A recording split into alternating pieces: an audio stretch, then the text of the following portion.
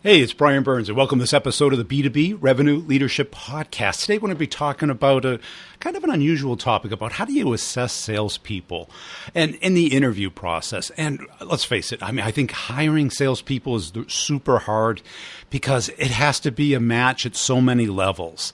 Instead, what we typically go by is some anecdotal reaction that we have, some primitive thing. It's like Malcolm Gladwell did an article or a chapter on this in his book, What the Dog Saw, where he basically boils it comes down to a handshake. And the problem is that is rarely enough, that sometimes just likability, or even I've seen people hire the exact inverse type of salesperson than they really need. They hire somebody who is super outgoing, aggressive, but yet their customer base wants somebody who's very consultative, very helpful, very service-oriented, very patient, very knowledgeable about their space. And I think this is something that we really have to think about as leaders. Are we hiring the right profile, the right background, the right personality types? And today we're going to get into it with somebody who does this for a living, Dr. Christopher Kroner.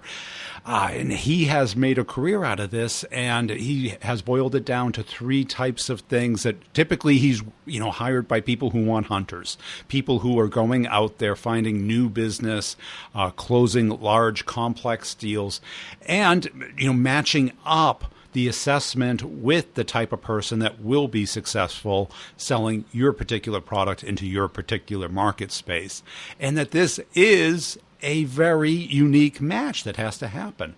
Also, I want to make sure you're checking out Prezi Business. Now, Prezi Business is the way to communicate your message to your customer base and to get that through instead of the death by PowerPoint. And I'm going to have one of the people from Prezi on later this week to talk through how important it is to get that message across, and that the PowerPoint and basically, the storytelling that we hear about all the time, but how do you do it is really the challenge that we all face. So look forward to that later this week.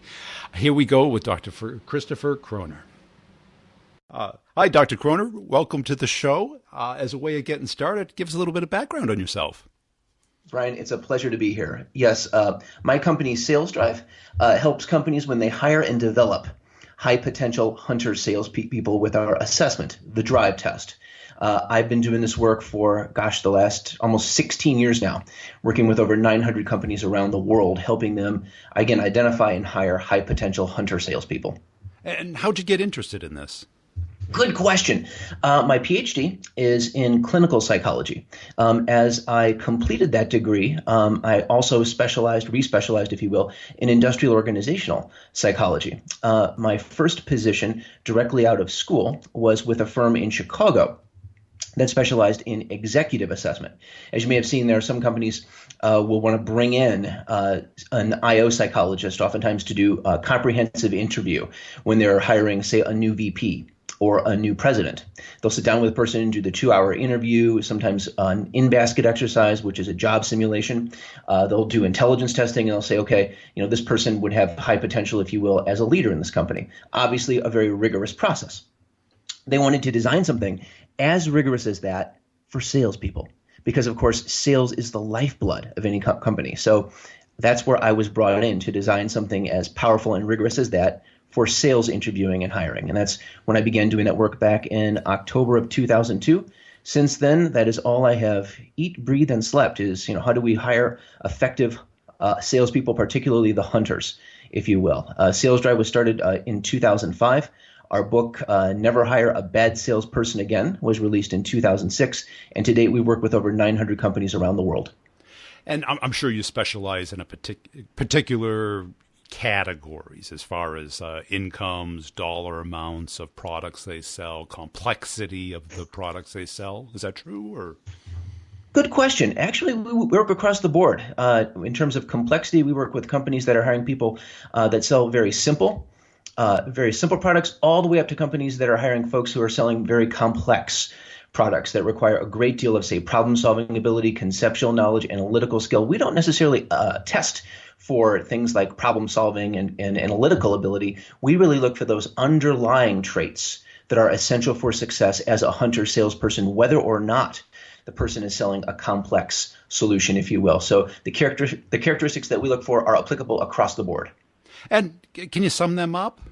Of course. So again, just by way of background, in terms of how we arrived at these characteristics, again, we got started researching everything that had been published on that topic academically over the last, 85, almost 90 years now. This was, again, when I began doing this work about 16 years ago. All the research that looked at what is it that really causes someone to be an effective salesperson. And then at the same time, looking at our own research, doing behavioral interviews with sales candidates, and then circling back with their managers thereafter to find out who really does become successful.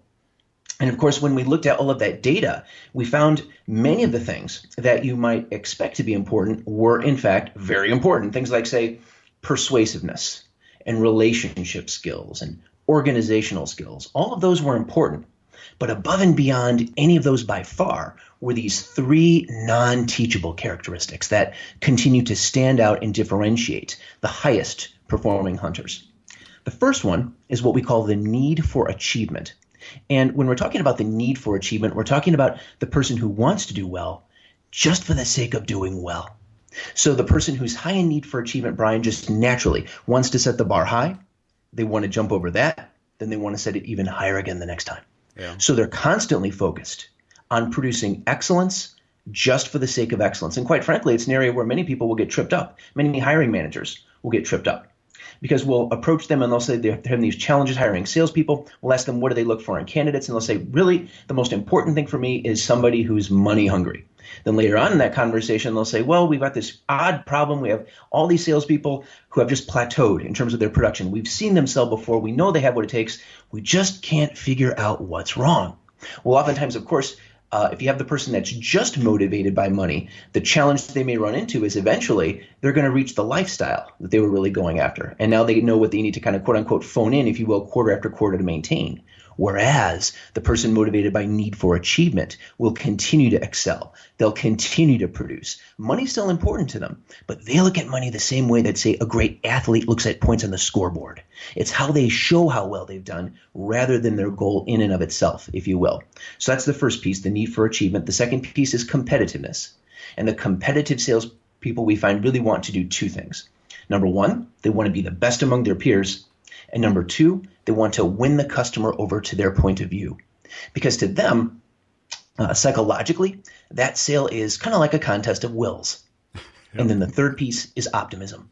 And that's the salesperson's sense of certainty that they will succeed, as well as their resiliency to hang in there when they face the inevitable rejection that a salesperson has to deal with.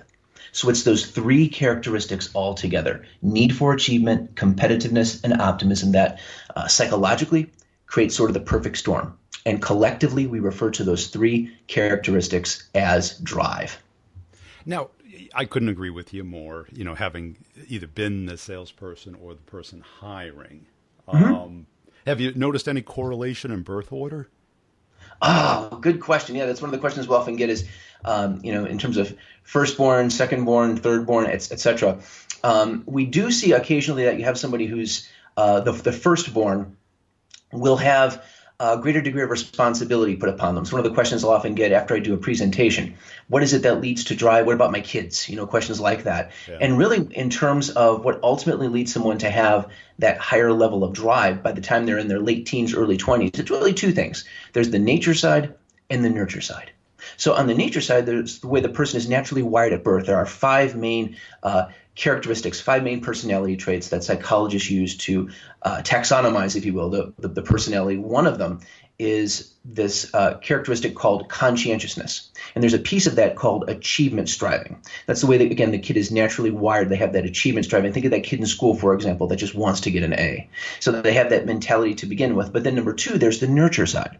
There's the way that they are raised. So again, someone high in need for achievement is typically held accountable in some way for their behavior. And it could be in many different things. It could be academically. It could be in terms of athletics. It could be in terms of maybe they're watching their brothers and sisters.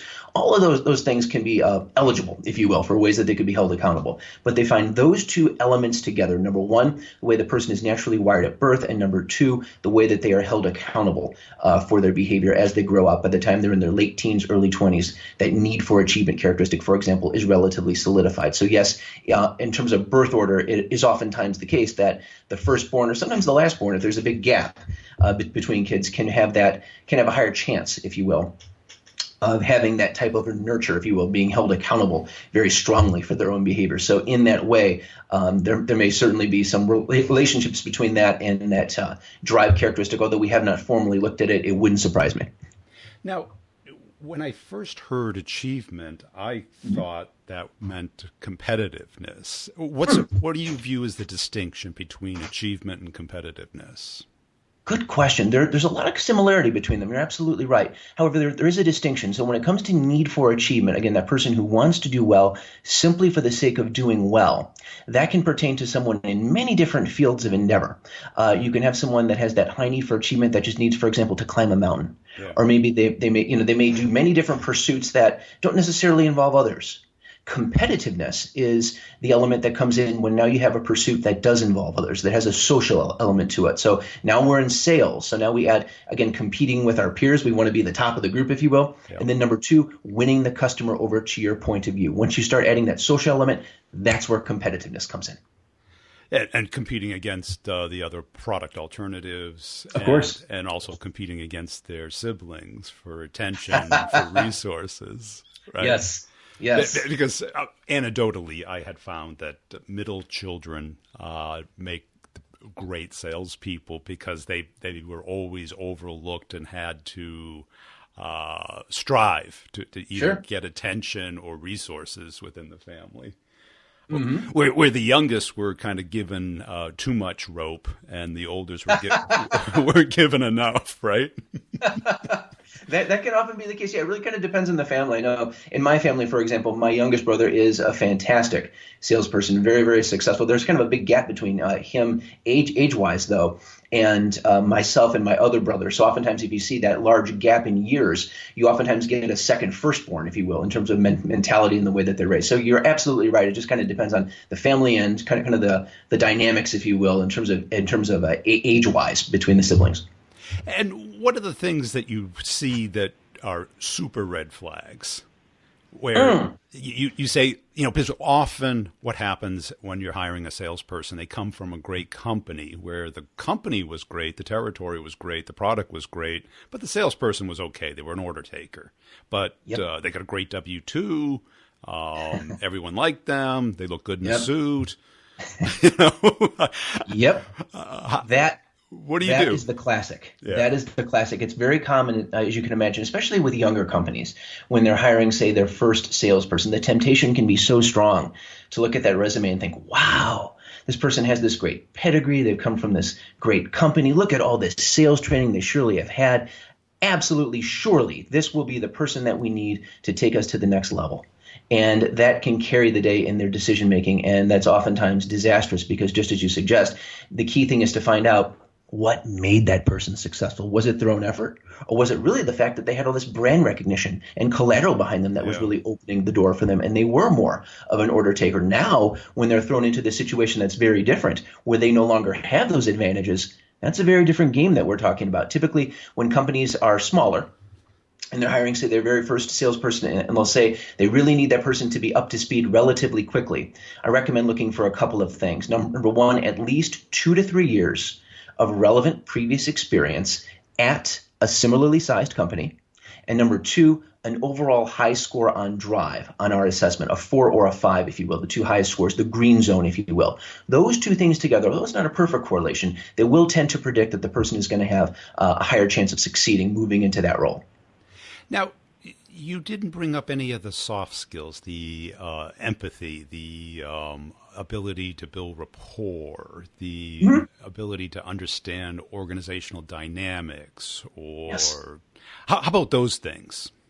All of those are very important. It's a key distinction, though, between those that are teachable and those that are not teachable. Yeah. So when it comes to drive, past the age of about 21, 22, we find there's not much we can really do to change the person's overall level of drive. It's kind of either it's there or it's not. And the research also shows, unfortunately, that drive is the easiest thing for a candidate to fake in the interview process and the most difficult thing to accurately rate. So that's why we emphasize that in our assessment, that we encourage prior to the one-on-one interview. But also, we do look at the other core skills, as we call them, that our research has found to be important in just about every sales position that we've looked at. Specifically, we look at confidence. Does the person have a thick skin? Can they handle rejection? We look at persuasion. Does the person enjoy selling and negotiating? Will they move that sale from the first call to the second call to the close? We look at relationship skills. Is that person comfortable reaching out to other people socially? And then we look at organizational skills. Is this the sort of individual who enjoys dotting their I's and crossing their T's, if you will? Although keeping in mind that those other core skills are teachable. We can work on those. In fact, we have a report that provides development suggestions for those types of characteristics. Whereas past the age of 21, 22, we can't do much to change drive. So we always recommend hiring for that piece that we cannot teach and then teaching the ones that we can potentially thereafter. And how do you reconcile like the level of complexity of the sale? Because, there's certainly so many, young companies selling something that is unknown, completely new, that's going to require, a lot more than somebody who has charm and personality and even drive to get the meeting, but they have to keep the momentum of the deal moving and have to be able to communicate with a wide variety of players within a company, technical business, legal, procurement, operations, things like that. I mean, yeah, good question. So again, when you have a product that's new, particularly one with a long sales cycle, for example, and you don't have, say, any direct competitors, you really do need the person who's going to be the quote-unquote evangelist, if you will.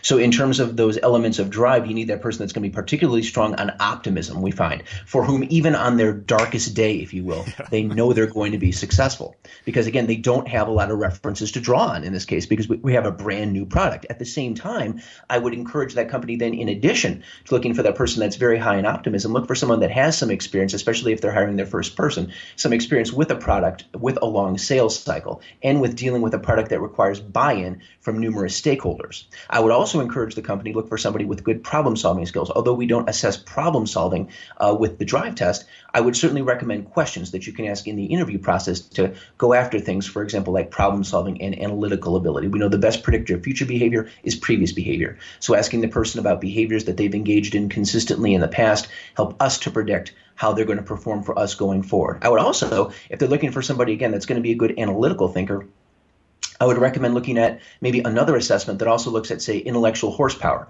Something like, for example, the Wonderlic personnel test that I know they use, for example, at the NFL Combine that's going on right now every year. So it's that sort of quick assessment of the person's thinking ability, looking at their verbal reasoning, their numeric reasoning. It's about a 12-minute assessment, but it gives you a quick view of that, if you will. I would find, a focus on those things in addition to that core drive, looking at drive as sort of the foundation of the house, and then looking at, the other non-teachable piece, kind of that intellectual horsepower. Then do they have the experience in exercising that intellectual horsepower? I would look at those sorts of elements all together in terms of the overall package of that individual, if you will.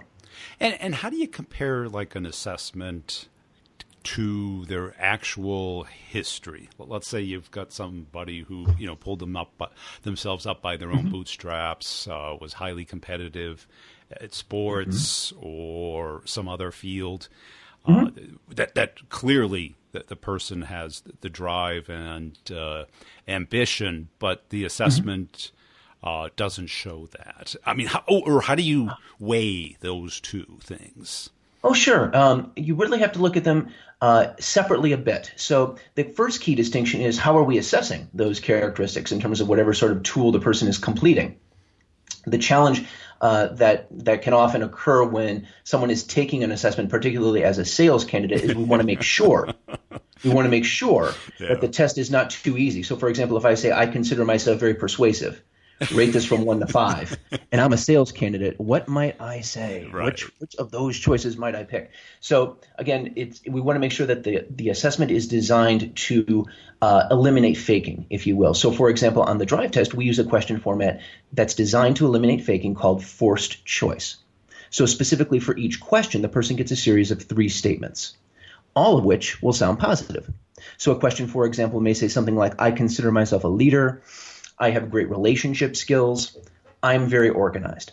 Okay, now which of these is most like you and which is least like you? Yeah. So obviously that then forces the candidate to make some very difficult distinctions. But then it gives us a much better sense of their real priorities.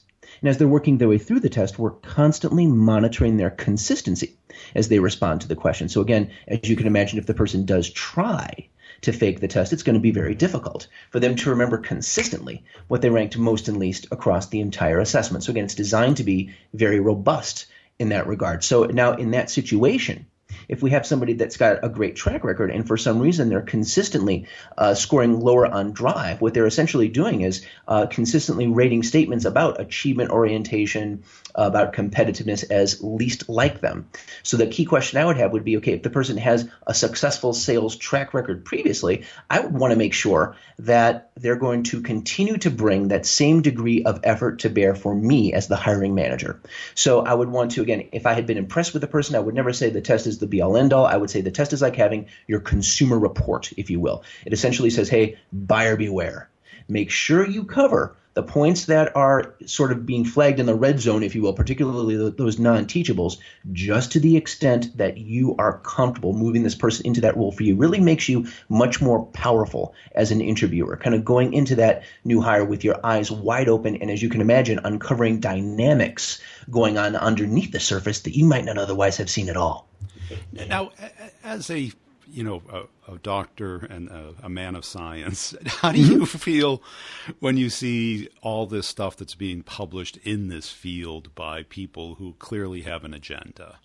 You know, the most obvious one in the last 5 or 6 years were people who challenge or push back or are able to debate the client are the best salespeople.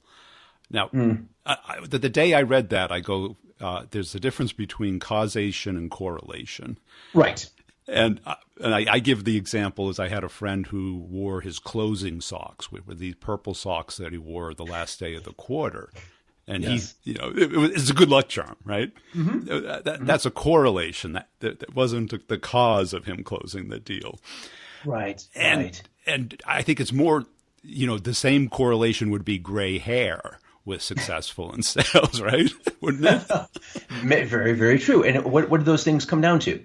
Confidence. Yeah. Again, when we're looking at somebody who's going to be an effective hunter, think about psychologically what we're asking of that person. We're asking for a person that's going to be able to, whether by telephone or whether in person, knock on the door, get that door slammed in their face, then knock on the next door with that much more certainty and enthusiasm. And that's a very special person that we're talking about psychologically. So yes, it wouldn't be unusual to me that person would develop some coping mechanisms or things that they would do that help them to get through that, because that's not an easy thing to do. But you're right, correlation is not causation. So again, there are things that can be related to success. There are some people who may be confident enough to push back in some situations on the client or on the prospect, but I would suggest that they likely do so, the more successful ones likely do so in a very tactful way that makes sure that everyone's ego is preserved at the end of the conversation. So again, at least while they may be firm in terms of the commitments that they attain, etc., they're not doing anything that's going to be off-putting to the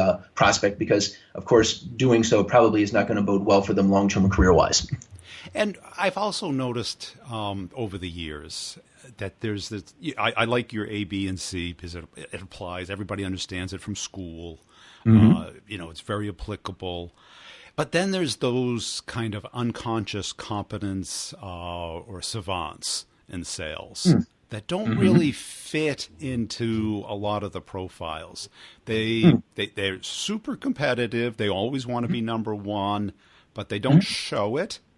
Mm-hmm. They are aggressive and, in kind of the House of Cards way, yes. if you know the show, right, where they're thinking several steps ahead, and they understand how companies buy and what the levers are and where to focus their time. How do you judge those people and not misjudge them? Of course. So that example that you gave, I would call what some of our clients have called kind of quiet drive, if you will. They still have that need for achievement and competitiveness, but they express them very differently. And it comes down to challenge companies will sometimes have when we'll first work with them is we'll ask again, what are you looking for in a sales candidate? And they'll say, for example, I'm looking for somebody that played football in college, the captain of the football team, or the president of the fraternity, or those sorts of classic social or competitive signals that are associated typically in people's minds with someone who just surely must have, say, the gift of gab and they'd be a great salesperson. Well, certainly those things can be effective. But if someone, for example, is the captain of the football team, I want to find out what really led to their success. Yeah. Was it the fact that they were out there every morning at 6 o'clock before everybody else, or was it the fact that they had a coach that was really pushing them along the whole time? Oftentimes, I'll tell our clients, you're better off, looking for that kid in school that was just working hard behind the scenes to put himself through school or herself through school. Oftentimes that person is much more likely to succeed than the individual who, again, maybe has some good social skills or has just a little bit of competitiveness, but a coach that was pushing them along. So again, it's that need for achievement and competitiveness, optimism as well, that can express themselves in very different ways in different people. We look at relationship skills that can come across very differently. You might have some people who are very gregarious, some people who are more introverted, and that's fine too. But again, we find that underneath it all, even with those individuals that we can think of as the savants, we still see that need for achievement, competitiveness, and optimism. They just may be expressed in a quieter way. And that's it. And with your clients, I bet your number one struggle is that people feel that they're good judges of good salespeople in a 60-minute interview.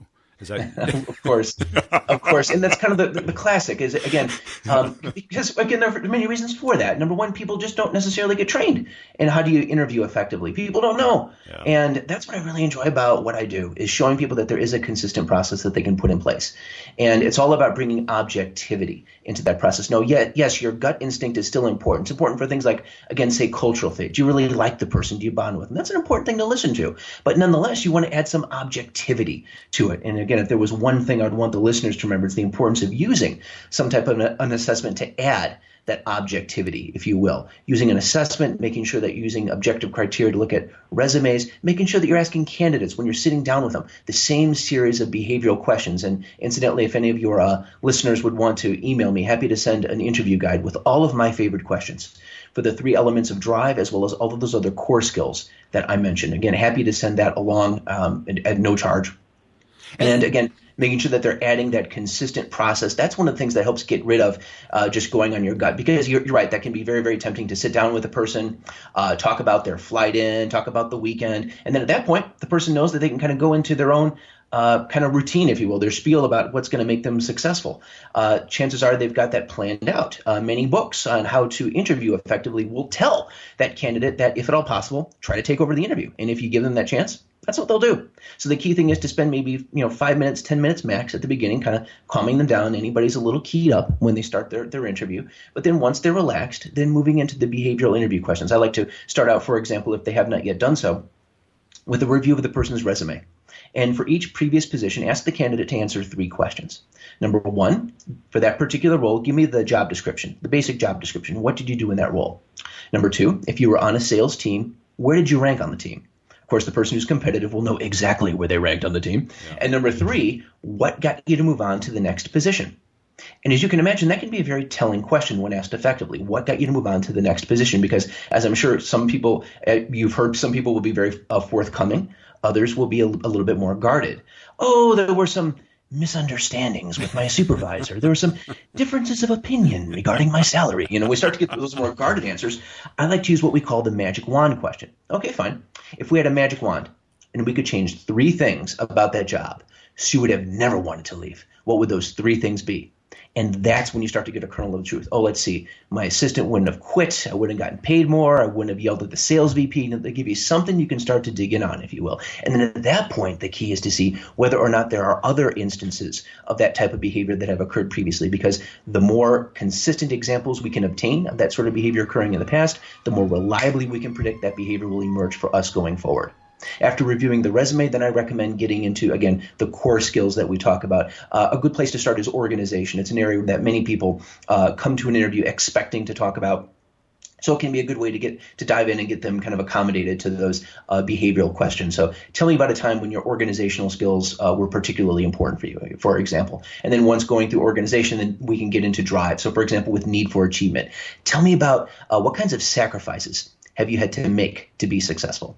What does that person consider to be a sacrifice? Was it maybe they had to work a couple weekends last year, or was it something more substantial? Yeah. Now compare that to the kinds of sacrifices you've seen your top performers make. Or tell me about the greatest goal you ever accomplished professionally. Really have them flesh that out for you. Then you can reflect back to them. You have to be proud of that. How do you intend to top it? The person high in need for achievement has a plan to top it, and they're excited about the opportunity to tell you about it. Excellent. Hey, I really appreciate this. I really enjoy this conversation because I've seen so many hiring mistakes and I've seen so many poor interviews and salespeople. Yeah, sure. And, and people make it either overly simplistic or just a gut feel, and it turns into a disaster. Where do people go to learn more about you, your assessments, and what you're doing? Thank you. Yes, they can go to salesdrive.info, salesdrive.info.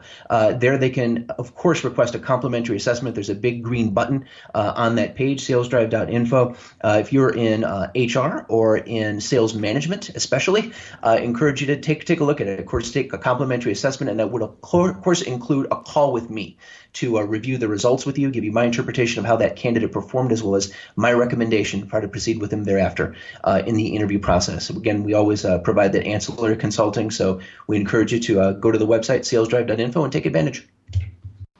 Yeah, I love talking about this because I've seen the mistakes made so many times before where people just think because somebody succeeded at another company or they've had success at different parts of their life that it is attributed to them. Too often what I've seen is people hire from the successful company into the small startup. That's what I've seen most often. And what happens is that person is used to all the infrastructure of a large successful company. And then they go to a tiny company with no infrastructure, and it's kind of entrepreneurial and do it all yourself. And that's a very different world. And those people who are successful there, they go into a big company either through an acquisition, which I've had to suffer through twice, and all of a sudden you're in this big company and your performance doesn't matter anymore. All that matters is your ability to get along with everybody and to work within the system. And then all of a sudden you're trying to get stuff done, and it doesn't matter. What they care about is everybody getting along and going along. So you just have to adapt to that, and it becomes very painful if you're money motivated, and then you don't fit into that world. But I think what most of us need today are people that can make things happen independent of what's going on in the company. Whether because the companies today, it's hard to get leads, and it's not marketing's fault. It's the market. We've now are running into situations like we see in Europe with this GDPR thing where people are clamping down on outreach. We had the do not call list back a long time ago, and I think we're heading in that direction, either by the government or just by society's ability to adapt. And what's going to become more and more important is people focusing on the parts of sales and marketing that will not change. And that parts are that people buy from people. And it's people who can build those types of relationships, not the ones that can come up with the best pitch, because nobody cares about your pitch until they care about you. And they don't care about you until they know you. And if they don't know you, how do they get to know you? That is the problem that I'm trying to solve with my courses, is going back to what really works in sales. Not old school selling, but new school selling with what really works, based off of the science of selling, based off of reciprocation and giving and all of these things and how you do it. And everybody, I know how to do it. If you do, then why aren't you crushing your number? 53% of the salespeople are making their number. 53. It used to be in the 80s. Back when I got into it, if you didn't make your number, you were fired. Today, half the people aren't making their number. It's like divorce. It's like it's completely acceptable now. Yeah, you get your third marriage. Yeah, sure, why not? But what's happening is salespeople will get on this downward spiral. So if you're a rep, you've got to take these courses. If you're a manager, you've got to train your people on what works today, not what worked last year. because what worked last year isn't working this year. If you haven't noticed, the open rates, the connection rates, social has become overdone and busy and crowded and noisy. And what does work is what I teach. And I take it a step back and really help people learn how to connect, how to start conversations, how to get meetings, and then how to close the complex sale. So check it out at b2brevenue.com. You get a free ebook if you register. Get an email with a link to the book. I don't send the book to you. You have to click on the link and then download the PDF. It's a 40-page book. Really shows you how companies are making product selections. And check out Christopher's work on assessments and looking for these three things. The need for achievement. You would think that's obvious, but not everybody needs achievement. Most people care about their lifestyle. Most people think like employees. You need people who are thinking like entrepreneurs. You need competitive people, people who want to be the best. And if somebody isn't competitive, friendly competition, not backbiting competition and not name-calling competition, but friendly competition. And you need optimism. Now, this I used to think wasn't that important, and I'm kind of changing my mind on it because I knew a lot of very senior salespeople who were pessimists, and even if you look at like Andy Grove, who ran Intel, only the paranoid survive. I mean, paranoia is not really an optimistic characteristic, but it's more of a competitive thing. So I think the positive psychology thing is real. I'm starting to become a real believer in it, and I'm starting to see it work more often than not. And I'm seeing the pessimism not work more often than not. There is the outliers, the people with great skill, and maybe pessimism is the wrong word for what they are. But, everybody can implement it in their own way. But the competitiveness and the need for achievement are there. The ability never to give up. I think that's what we mean by optimism, is the belief that they can do it no matter what, that obstacles are just that, obstacles. They are not limitations. And I think that is critical distinction that we should be thinking about. So I really appreciate you listening. Please tell somebody today about the B2B Revenue Leadership Podcast.